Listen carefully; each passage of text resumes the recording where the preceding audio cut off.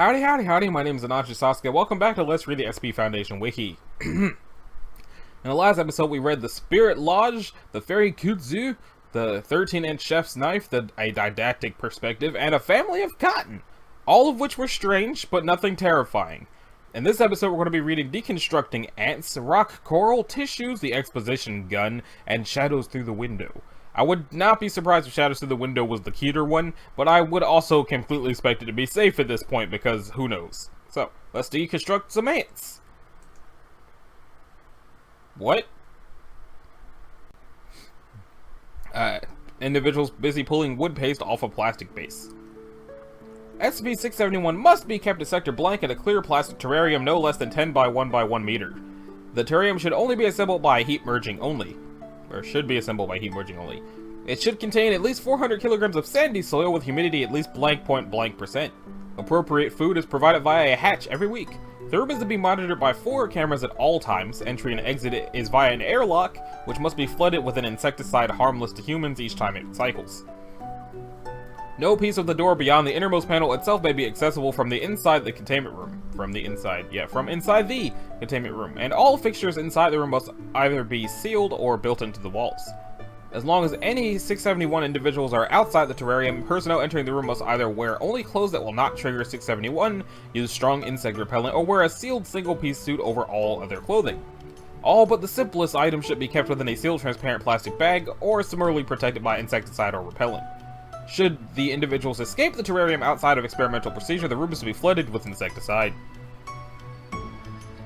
No SCP which can potentially be disassembled is to be kept at Sector Blank, and 671 may never enter a facility where such SCPs are kept. Description: SCP-671 is a large colony of Spanish carpenter ants, Campanitis cluntatis. Did I just summon something? Probably just summoned something in Iowa. Comprising approximately 30,000 individuals. When 671 is faced with a complex artificial device, its constituent individuals will attempt to reduce it to its simplest components. Organisms, living or dead, do not trigger this behavior. The ants appear attracted to artificial devices as to food sources. Screws will be unscrewed, staples and nails extracted, etc. In the process, even a single 671 individual is able to exert forces several hundred times greater than a normal C. Cruntatus. When a large number of ants collaborate, they are capable of surprising feats. The only type of artificial joint that appears not to trigger 671's disassembly behavior is that in which 2 items of the same or similar material are merged using adhesive of another similar material. Examples include the rocks in cement and concrete, paper glued together unless the glue is so thick as to represent a separate part, such as in book bindings, soldered metal, and material completely encased in other material. The ants take great care to avoid damaging an object's parts during disassembly. However, material serving as a joint, e.g. glue, mortar, rivets, is likely to be destroyed in the process. 671 reduces objects to their smallest natural constituents. Fabric is frayed into constituent threads, as are textile-like objects such as rope. 15,000 individuals working in concert can disassemble a sedan in 48 hours or a 10-story steel frame building in 1 month. They show little intelligence beyond that strictly necessary for disassembly and will mindlessly attempt to take apart running machinery or containers of poison at great risk to themselves and the colony. And Blank of Blank at Alcanar, Spain, a group of 671 individuals proceeded to disassemble the motor of a running tanker truck, resulting in data expunged. As such, if necessary, it may be possible to re-establish containment by leaving large multi-part containers of insecticides or corrosive substances near the colony. Addendum: following Incident A, personnel are reminded that any appropriate sealed single-piece suit over all other clothing must also cover the feet. Suits which include separate foot covers, such as used on some other SCPs, are not appropriate for interaction with 671, Dr. Ziegler. Incident A: Agent Thornton, having just left an experiment with SCP Blank, assumed that his airtight suit will be sufficient for his subsequent work with 671. Almost as soon as he entered the colony's containment, however, the ants began to disassemble his military-type boots. As he prepared to leave, he tripped over the shoelaces that had been undone and partly frayed and fell to the ground, suffering a sprained knee and dislocated shoulder. So, that was interesting. That wasn't, like, terrifying or anything, it's just probably Euclid since they don't know why the ants do this. So, that brings us to rock coral. Formation of 672 in the blank with open spores to allow photosynthesis to occur. It could totally have been spores that do rock, or, what spores? Rock coral. It could have totally been coral that did rock and roll. The sample kept at Research Sector Blank is to be maintained in a biodome suitable for desert life with accompanying scrub plants. Samples may be taken at the discretion of Dr. Redacted is to have relevant data for the location of 672 colonies uploaded. Any wild colonies are to have an MTF dispatched to enact procedure Lambda 6. SCP-672 is a species of coral that grows in desert environments. The rich green color of 672, making it appear as a plant at first glance, comes from a previously undiscovered but unremarkable species of Zooxanthellae. Alright. The colony is extremely efficient with resources. Dead individuals are broken down and any useful components redistributed, leaving behind limestone that can only be distinguished from deposits formed by normal coral by the presence of redacted. When not active, the polyps completely seal themselves within their shells and become nearly impossible to distinguish from surrounding rock formations. It is recommended that MTFs carry a copy of Document 672-12 as an identification aid when performing fieldwork related to 672. Outside of expansion events, 672 will periodically become active for brief times to either consume prey or to allow its Zooxanthellae to undergo photosynthesis. It was initially discovered by a redacted in 19-something. A sleeper agent planted in the team alerted the Foundation to a possible SCP species and attempted to direct attention away from 672 as per standard procedure, but was detained by his fellow researchers due to suspicious behavior. Agent D. Blank attributed his detention as the primary reason for surviving the subsequent expansion event that killed the rest of the expedition. 672 feeds when an animal touches a polyp, either by chance or having been lured during an expansion event. The polyps with access to prey use a radula to tear off small pieces of food. Test subjects report feeling like they have scraped their hand against a sharp stone even when lightly touching 672. Observation of injuries caused by its feeding have shown the polyps to coordinate their motion to keep the damage consistent with a scraping injury. Polyps pass food around the colony via laterally placed holes in their shells, allowing the whole reef to stay fed. This feeding behavior is relatively harmless and subjects have successfully maintained prolonged contact with 672 without severe damage. It only poses a real threat during an expansion event during which the colony attempts to draw in as much prey as possible leading up to its reproduction. It will begin emitting a pheromone that has been demonstrated to create a desired vertebrates to move towards its source. Victims attempt to make as much skin contact as possible once they reach it, allowing it to feed upon them with maximum efficiency. Reptiles are most affected by the pheromone, some documented as being attracted from up to 6 kilometers away, while the maximum range of effect for birds and mammals is closer to 2 kilometers. Upon cessation of pheromone production, it emits a cloud of spores, most of which settle on and around 672 with large amounts collecting on prey caught within the colony. Any surviving victims return to normal behavior once the pheromone disperses and will generally flee the area. Spores caught on these animals remain dormant until death and will grow to become a new colony on the corpse. Alright. That sounds kind of like it should probably be Keter, but I feel like they know how to destroy it, which is why it's just Euclid. Tissues.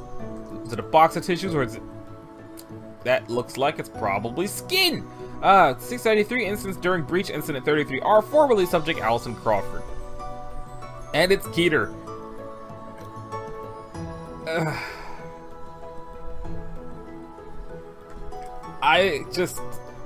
I totally expected the shadows to be Keter, not tissues. But okay, I guess we got to do that then. No living tissue is to enter the main containment area while 673 is present. Dual airlock systems separated by decontamination and scanning cells are to be maintained at all times. Containment cell is to be immediately locked down during any maintenance or power failures, with release only after review by site security.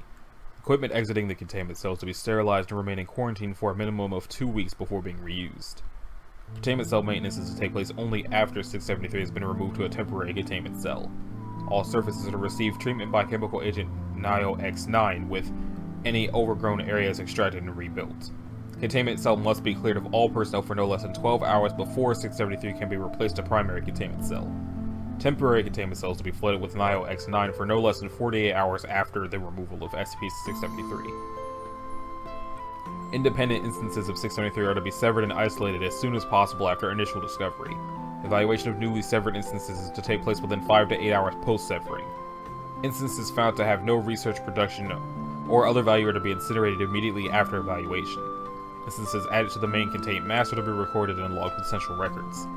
Any staff working in or around the containment area are to be placed in quarantine immediately after completing their given tasks. Observation of quarantine subjects is to continue for a minimum of 2 weeks. Any erratic behavior, growths, or other 673 symptoms exhibited by subjects is to be reported to Site Command, with subjects being held for eventual evaluation.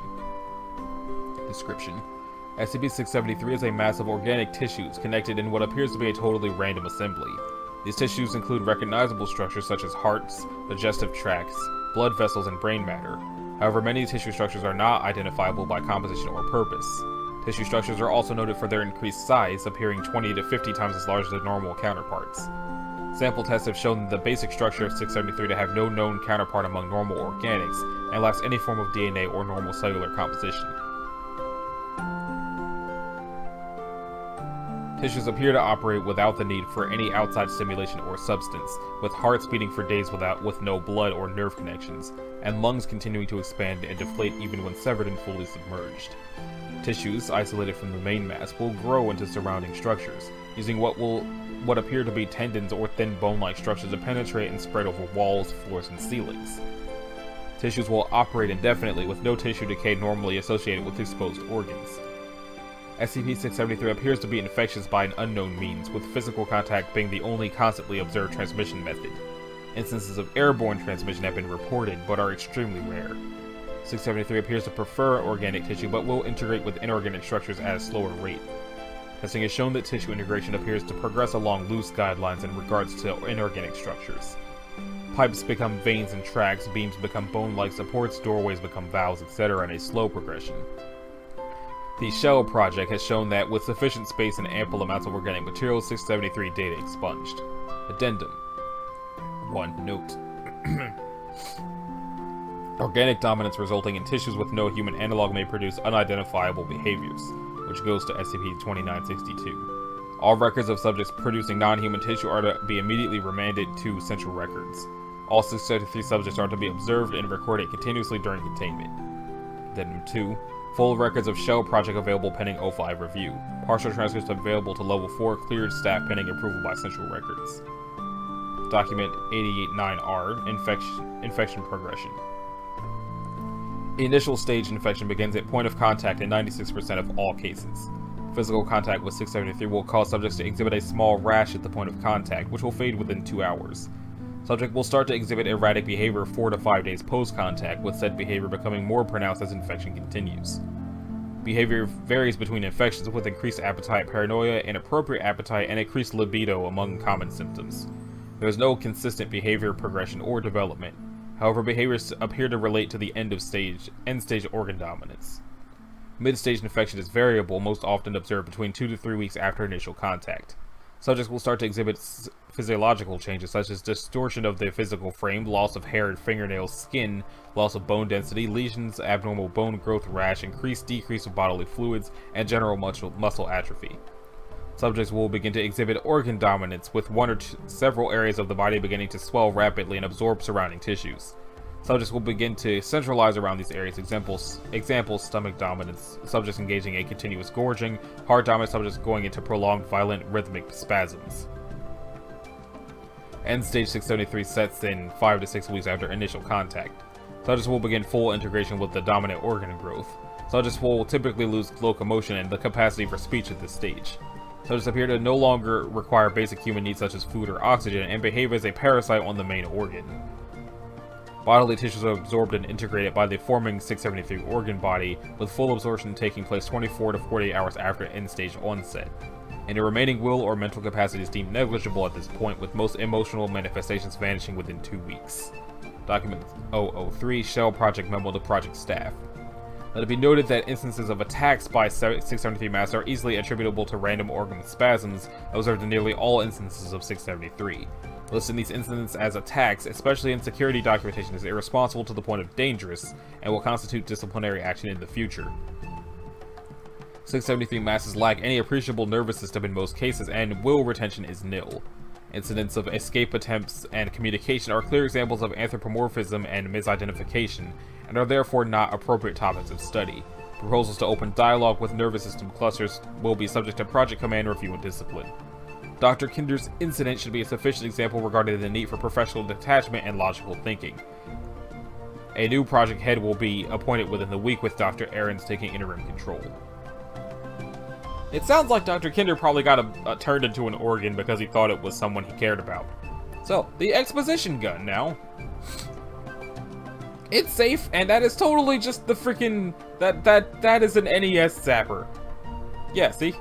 But we'll get there. When not being tested, 694 is to remain in a locked plastic case in Store Site 23. Its cord is not required for its operation and is to remain coiled and tied. It poses no existential threat to anyone other than its user. However, it has already demonstrated itself to be a potential security risk for the Foundation. Therefore, in the event that security around 674 is compromised, on-site personnel are authorized to destroy it at their discretion.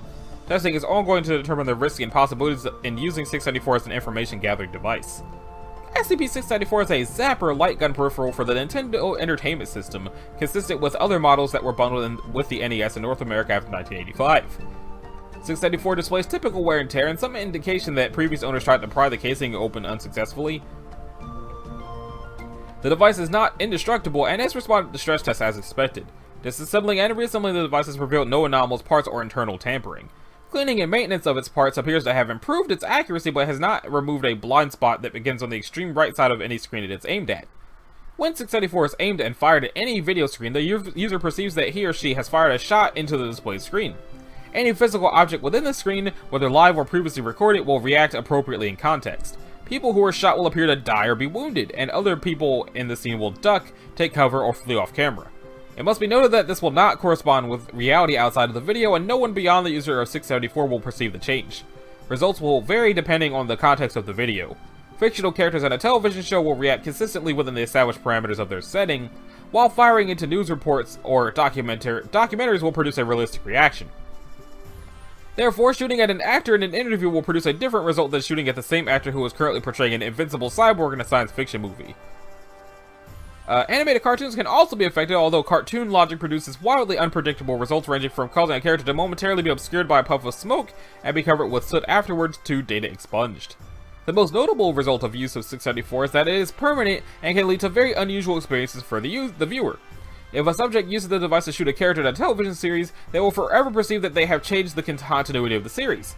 A character will remain wounded or dead, and other characters will respond in context. This will continue even if 674 is only used once and the viewer is never exposed to it again.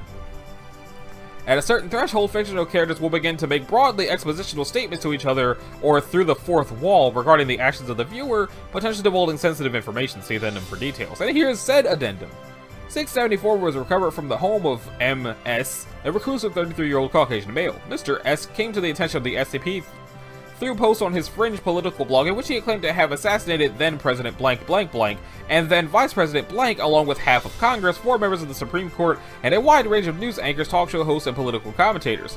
Questioning of the subject revealed that he never left the house and honestly believed the news reports he was watching and using 674 upon were real. Mr. S claimed that he was using 674 to stave off a military police state. However, using the device to assassinate so many high-profile figures had had the opposite effect on the video reality he was experiencing. His final blog post describing an increasingly unstable global order, martial law, and detailed descriptions of catastrophes consistent with the hypothetical release of SCP blank and SCP blank, among others. Mr. S claimed prior knowledge of the Foundation and was laying in wait for agents attempting to ambush them by firing 674 into monitors attached to his home security system upon their approach. This of course had absolutely no effect on the agents, who immediately took him into custody and seized 674. Under questioning, Mr. S said he had discovered the properties of 674 when he idly aimed and fired at an episode of the cartoon Blank when one of the main characters was wearing a graduate's cap and singing about geography. He claims that after the character recovered, it wagged a finger at him and specifically warned that the SCP Foundation was going to get him if he continued to fire the device before returning to its song. Mr. S perished while held in confinement. Security tapes show he had been alone and engaged in a heated one-sided argument with a security camera in his cell before being struck down by 3 .33 caliber handgun bullets. Test log 1. Note, this test log was retrieved from the hard drive of Dr. Blank's partially melted laptop in his private quarters. Dr. Blank had checked 674 out for testing and it was recovered from his quarters. Its whereabouts are unknown. Data corrupted. Extending to approximately 13% of the length of the screen itself, widescreen televisions therefore have a larger blind spot than smaller screens. Data corrupted. Yelling at me from the corner of the screen where I could not shoot it. Data corrupted. Irk would not go down no matter how many shots were fired. They always hit his shoulder or one of the nearby red Scotty is pressed against the wall to his left, safe in a blind spot. Spock claims he has reversed the polarity on a fit. Data corrupted. Alright. And that brings us to Shadows Through the Window. Which is...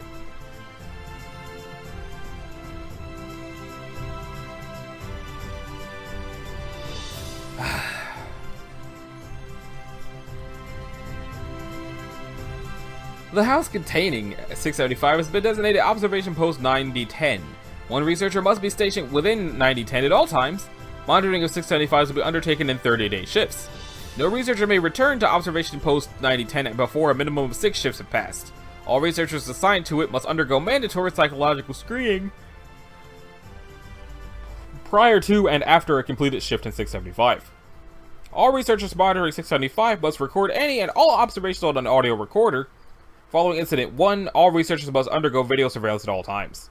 Description: 675 is a standard window and frame found in the northwest portion of Observation Post 9010 in the living room area. During random time intervals, shadows resembling humanoid figures, as they did 1, can be seen through the window to the wall. These shadows are visible at all times of the day and night, and are seen to be visually distinct from normal nighttime darkness. These instances are only visible from within Post 9010. It is currently hypothesized that 1 instances are trans-dimensional beings, and that 675 functions similarly to SCP 1278 and 1288 as a means of viewing them. In order to aid in observation, a thin screen has been attached over 675. The screen acts as a projection surface on which 1 instance can be seen more easily. 1 instances often engage in actions such as tapping on the glass of 675, conversing with one another, and various other benign actions. These are to be considered normal, and as of yet, 1 instances have never engaged in any hostile actions. 675's secondary anomalous effect is a hallucinogenic effect manifesting in individuals who remain in Observation Post 9010 for longer than approximately 45 days. Subjects who remain in the proximity of 675 for longer than approximately 45 days become convinced in the malevolent nature of 1 instances. The longer the subjects are exposed to 675, the more extreme these hallucinations become. Subjects report that 675 is a gateway to another dimension that is populated by 1 instances, and that these instances seek to invade this dimension and cleanse it. Subjects will reiterate the need for individuals to prepare for the coming invasion by 1 instances, and will seek to ensure 675 remains closed at all times. Subjects also report that 1 instances will attempt to communicate with them, and that the content of such messages is often disturbing in nature. In a few instances, subjects will report that 1 instances are preparing for a transdimensional invasion of the Earth. Such reports are unsubstantiated, as audio surveillance currently reveals no such sounds. The current video surveillance and rotations were enacted due to several breaches in which researchers constructed fortifications and preparations for the believed invasion of 1. In one extreme case, a researcher constructed an elaborate series of anti-personnel traps designed to kill or seriously maim any individual who wished to enter the house. Okay, so it's safe because the shadows aren't actually doing anything, but if people are there for too long, they freak out. Alright, so that about does it for this episode of Let's Read the SCP Foundation Wiki. In the next episode, we'll be covering the Unnatural Hot Spring, the Unpredictable Pogo Stick, the Trauma Harvester, Eye Rot, and a Clockwork Skull. Most of that sounds terrifying. Some of it sounds silly. But I guess we'll find out in the next episode. So, this has been Anachi Sasuke. This was episode 144 of Let's Read the SCP Foundation Wiki. If you liked it, a like and a subscribe would be groovy. If you didn't, you would need to do either one of those things. And I will see y'all in the next one. Later.